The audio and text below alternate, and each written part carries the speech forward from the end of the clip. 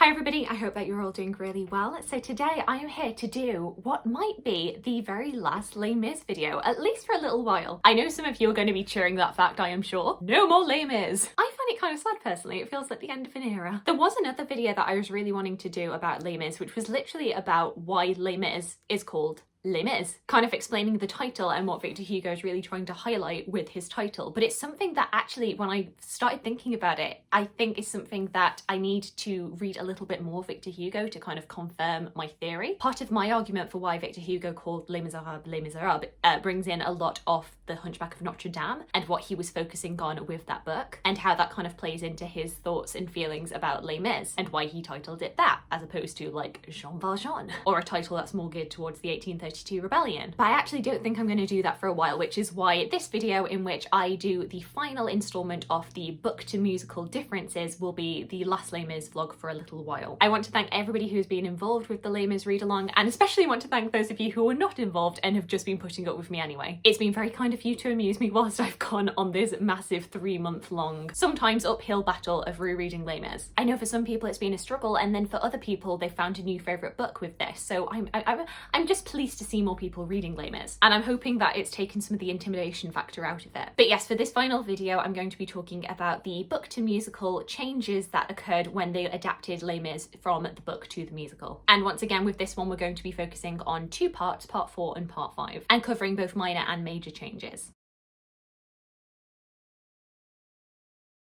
So the first little change that occurs in part 4 of Les Miserables is that the Thénardiers, including Eponine, were actually imprisoned following their robbery of Jean Valjean, where for a few months the Thénardiers were basically out of action, which gave Jean Valjean and Cosette some kind of breathing room, being able to just live their lives. This imprisonment does not happen in the musical, which once again just kind of works for the musical in order to save some time there, and that also means that the entire little subplot of Thénardier breaking out of prison is not present in the musical. Kind of similar to the way that Jean Valjean was not arrested for a second time in the musical in the way that he was in the book. It just cuts some corners, it saves a little bit of time. It's not essential for the plot for Thénardier to be imprisoned, so they just don't include it. And they move straight on to the attack at Rue Plumet. One character difference that I wanted to highlight is the relationship between Marius and Eponine. It's something I've alluded to a few times during my Les Mis vlogs, is the fact that in the musical, the relationship between Marius and Eponine is a lot more convivial, it's much more positive, and I would argue it's a little bit more romanticised. When we initially meet Marius and Eponine in Look Down, it's clear that Eponine is a little bit in love with Marius, and Marius sees her as a friend. But there's still this element of closeness, and there's kind of a little bit of an insinuation that perhaps if Marius hadn't met Cosette, that he could have ended up with Eponine, which I think is probably the reason why there are so many musical theatre fans who are incensed with Cosette and see Cosette as stealing Marius away from Eponine. But in the book, Marius and Eponine barely have a relationship. They're not really friends, they're more acquaintances if anything, at least on Marius's side. Like, Eponine is still very much in love with him and kind of obsessed with him, whereas Marius doesn't really pay her a second thought. And when he does interact with her, it's clear that he doesn't really like her very much. There's a section in which Marius deliberately turns round when he sees Eponine because he can't deal with her today. He basically just kind of uses her for her information on Cosette's address. Also added to this relationship dynamic is the fact that Cosette in the musical is much more blended out in terms of her personality than she is in the book, which, as somebody who is a massive fan of Cosette, particularly in the book, I think is such a shame. She's repeatedly described as being this kind of fearless, brave, lively girl.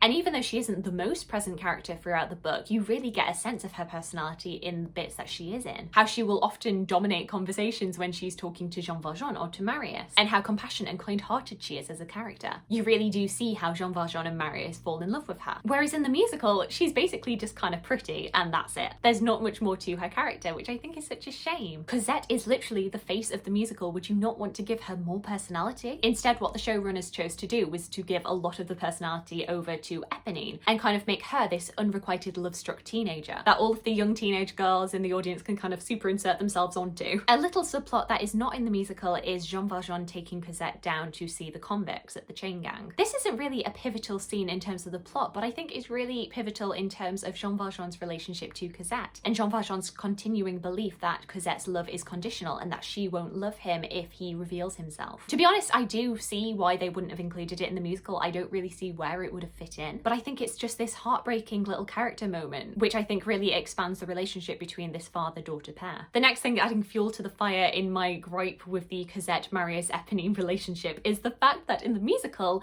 the relationship, the courtship between Cosette and Marius is incredibly condensed. Whilst yes, Cosette and Marius's relationship is built on a lot of love at first sight tropes, when they do eventually meet each other, they are given like weeks and months in order to get to know each other and grow their relationship, whereas in the musical, their entire courtship takes place in literally one evening, which I think really contributes to the feeling amongst a lot of musical theatre fans that Cosette and Marius's relationship is really shallow, because you don't really get the sense in the musical that they know each other very well. Another thing they cut out in the musical that I'm kind of glad that they cut out is Marius's long 15-page manuscript letter that he sends to Cosette before they meet, declaring his love and saying basically how he's been stalking her, which, you know, she finds charming, but I as a reader just thought was weird. It's fine they cut that, we didn't need it.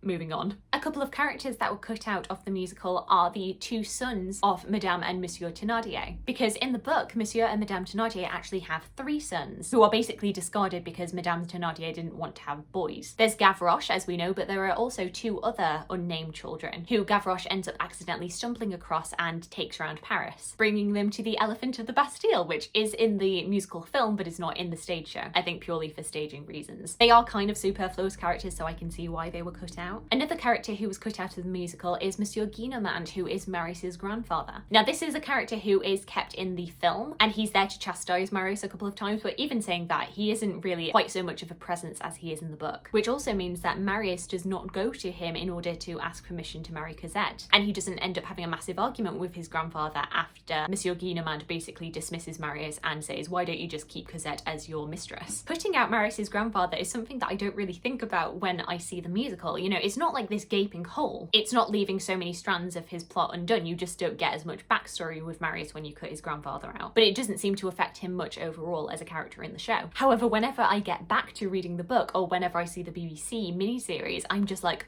oh yeah, Marius's grandfather, this was a massive part of his book character. It's so interesting. This backstory is not essential, but it just adds this deeper layer to Marius's character and his reasoning for doing what he does. A kind of tone change between the book and the musical that really crept up on me when I was reading it the second time round is just the general hopelessness of the cause of the student rebellion. I don't know, tell me if you are a fan of the musical and you get a different sense to this, but at least when I first watched Les Mis, I didn't know how the 1832 rebellion ended. I didn't know if it was going to end good or bad. And you do get a sense at some points like it could work. The people of Paris could rise from their beds and they could help the students and it could be a win. I didn't learn anything about French history at school. This was before I did my degree. But I do just feel like the musical is a lot more hopeful during the preparations. Whereas in the book, Enjolras and the rest of the students are very clear that they know they are going to die. They know that it's a doomed cause, but they're doing it anyway because they know that their rebellion, even if it fails, is a stepping stone for a greater cause of being able to free the people of France from the tyranny of this government. And I was just so struck by that hopelessness this time round reading. I'm really hoping you can't hear that car alarm, but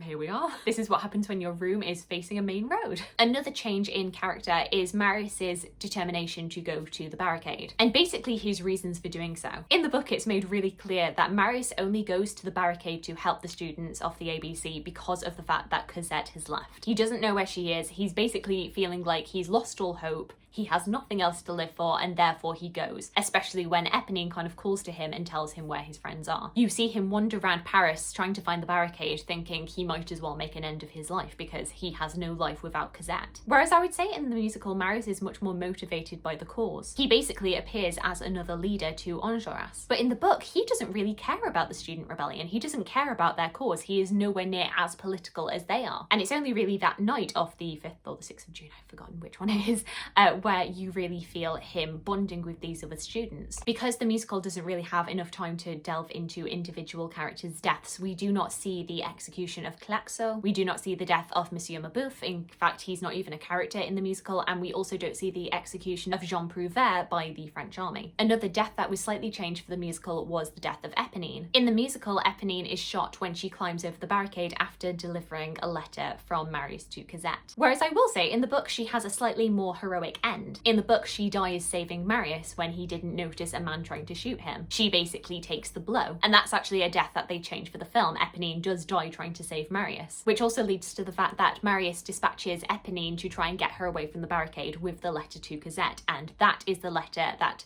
Valjean ends up intercepting. Whereas in the book, Marius gives that letter to Gavroche, and it's after Eponine has already died. Following on into the part 5 changes. I would actually say that the musical follows things pretty closely. However, there is a little bit of a change of the order of events. In the book, the way that the order of events plays out in the final battle is that in the book, Gavroche's death occurs before Jean Valjean frees Javert, whereas in the musical, those two events are swapped around. Valjean frees Javert, which then leads into Drink With Me, which then leads into the final attack in which Gavroche dies. And I think the reason that they swapped this around was something that I've kind of talked about before, which is that in the musical, they kind of play up Gavroche's death a little bit more in terms of how it motivates the students to make their final push to attack the enemy French army. And I quite like that they made that change and made Gavroche's death the motivating factor in them pushing on. Whereas in the book, Gavroche's death is really tragic, it really is, but you don't really get this sense that that's driven them to making this final push. He is just another tragic death. Whereas at that point in the book, there have already been a lot of tragic deaths. Monsieur Mabeuf, we've had Eponine, we've had the execution of Jean Prouvaire by the French army. Gavroche just serves to tell us that the French army are being ruthless and they are not going to have any qualms about killing a young boy. But in terms of its emotional weight on the barricade, it's not quite as pronounced as it is in the musical. Another little change at the end of the rebellion is the deaths of the students, but I think due to the way that it's staged and the way that the orchestration works, they didn't really have a chance to highlight individual deaths. In fact, the only person whose death is really very notable at the end is Enjolras, because he is the final person to die. Whereas the way that Enjolras and Grantaire's death plays out is much more comparable in the book to the film, in the 2012 film, where they die kind of side by side, hand in hand. Another change to part 5 is the interaction between Jean Valjean and Thénardier in the sewers. In the musical, we have the song Dog Eats Dog, in which Thénardier basically talks about his view of the world and the way that the world works, and why he does what he does, because the world is dog eat dog. And this all happens while Jean Valjean is basically passed out. He doesn't know anything about Thénardier being there. Whereas in the book, Thénardier and Valjean actually interact in the sewers. Thénardier being like uncharacteristically nice and being very helpful and letting Jean Valjean out with Marius on his back. And we very quickly realise that Thénardier is trying to trick Valjean because he knows that Javert is right at the end of the tunnel. It's also really in part 5 that Javert's agnosticism or atheism, I'm not quite sure where he falls on that line, really comes out in the book in contrast to the musical, where he is definitely a God-fearing man. Because when Javert commits suicide, part of the reason that he commits suicide is because he is now being faced with this idea that there might actually be a God that he has to answer to, whereas before he'd never believed in one. He never thought that there was anybody superior to his literal police superiors. And that completely throws him off kilter because he now has to work out and reconcile in his head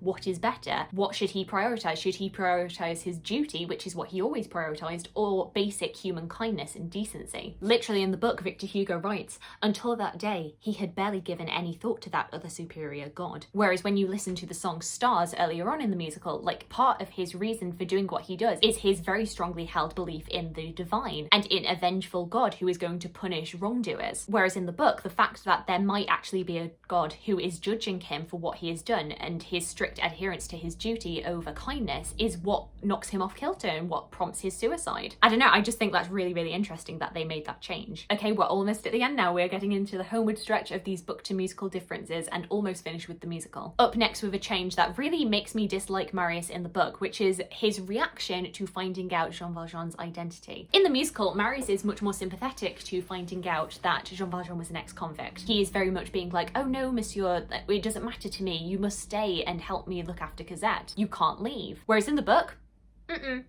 Marius becomes a very dislikable person in part 5. He finds out about Jean Valjean's identity and starts questioning everything. He immediately doesn't want Jean Valjean to be around them anymore, and he even gets to a point where he doubts his relationship with Cosette. He starts to think that maybe Cosette has tricked him into getting his money, that maybe Cosette is not who she says she is, that she isn't a decent girl, that maybe because she is associated with Jean Valjean, that maybe she's tainted too. And he's very happy for Jean Valjean to fade into the background and not see Cosette anymore. And yep, it's at that point point in the book where I really start disliking Marius. And then the final change that I want to talk about in part 5 of Les Mis is Jean Valjean's gradual fading out of Cosette's life after he reveals to Marius his identity. In the musical, you really don't get a sense of him phasing himself out. He basically makes an announcement that he's going to leave for a while, and he doesn't even go to Marius and Cosette's wedding. And we get this very condensed timeline of Jean Valjean announcing that he's going to leave to the wedding, Marius finding out who Jean Valjean actually was from Thénardier and finding out that he is the man who saved him, to them finding Jean Valjean on their wedding night and saying that they're not going to leave him, and then Jean Valjean is so overcome by emotion, he's so happy that he has Cosette back in his life, and then he dies on their wedding night, which I can only imagine made for a really awkward wedding night for Marius and Cosette. Whereas in the book it's a much longer timeline of events, and we really see how Jean Valjean phases out of Cosette's life and how it really takes a mental toll on him. Not just a mental toll, but a real physical toll on him. Over months and months he phases himself out, and in the last month before he dies, he ages like 20 years overnight. He ages due to heartbreak. He starts to starve himself, and it's just the most heartbreaking thing to read. But he does attend the wedding. He just leaves during the reception, and we see Marius and Cosette married for a few months before Jean Valjean dies. And it's really sad to read as Jean Valjean deteriorates so rapidly because he believes that he's not wanted anymore. But then the joy that you get between the book and the musical when Cosette and Marius do return to Jean Valjean, it's